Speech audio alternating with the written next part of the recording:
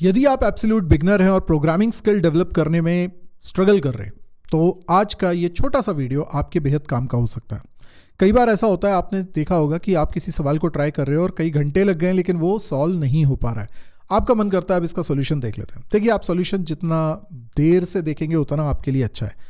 क्यों मैं ऐसा बोल रहा हूँ? क्योंकि कई लोगों को ऐसा लगता है कि हमने जो 2-3 घंटे लगा दिए एक सवाल पे, इससे मेरी लर्निंग स्पीड स्लो हो रही है और बाकी लोग मेरे से आगे निकल जाएंगे और मैं बहुत समय तक कोर्स ही कंप्लीट नहीं कर पाऊंगा।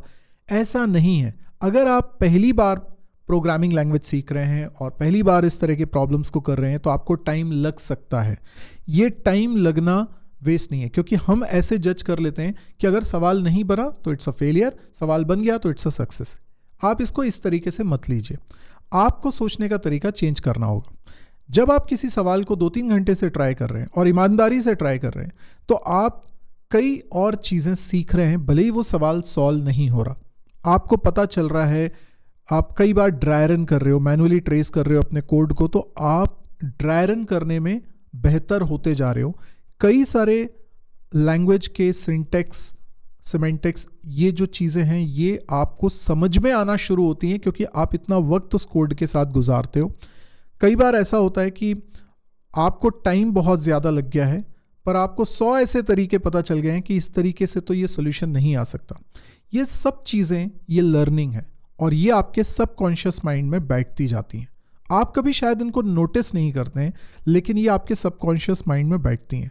और जब भी आप कोई नेक्स्ट सवाल ट्राई करते हैं तो आपके सबकॉन्शियस माइंड में जो चीज़ें बैठ चुकी हैं ये आपके लॉजिक को इम्प्रूव कर चुकी होती हैं और अब आप सोच पाते हो कि यहाँ पर ये तरीका नहीं लगाना है, यहाँ पे ये तरीका लगाना है। ये सब हमें कैसे आता है? जब हम सवाल पे समय देते हैं, हम गिव अप कर देते हैं ये सोचकर कि ये तो नहीं बन पा रहा।